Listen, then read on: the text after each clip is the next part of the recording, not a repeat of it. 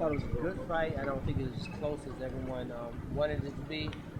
Everyone was in emotion and in the moment. It was great. Everyone was on their feet. But at the end of the day, I can look in the mirror and say, hey, I feel like I was victorious in that bout. And I can move forward to the next chapter and take on a Damian Maia or whoever they had next for me.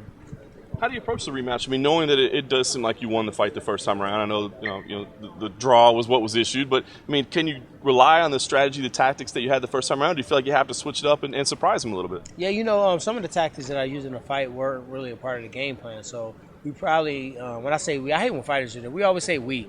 We the only ones. I'm the only one in our fight, but we always say we. The game plan that we had wasn't really executed the way that was planned to do. I went out there, I fought well. I had great moments in the fight. He had great moments in the fight.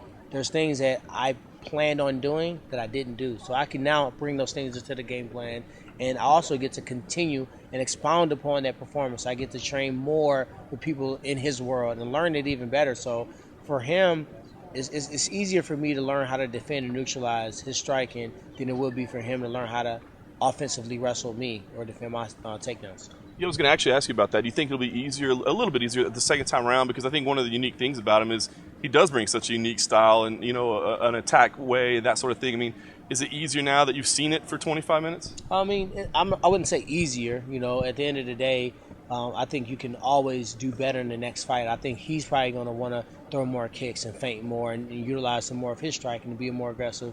So I got to expect him I got to leave room for growth for him as well. Now, granted, like I said before, just with striking and wrestling is such a different monster, you can't bridge a gap with high-level wrestling that quickly. Striking, you can. With the wrestling mentality, you can at least build up a strong defensive base where you're not getting hit with every single kick. If you remember the fight, he didn't really kick me that often. And every fighter before me, he was able to, really confuse them. They were blocking the kicks incorrectly.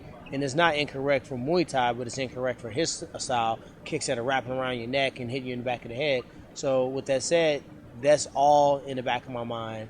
I put myself in the best situation. I got the best training partners for this fight. And, I just don't think he's going to have someone that can mimic me.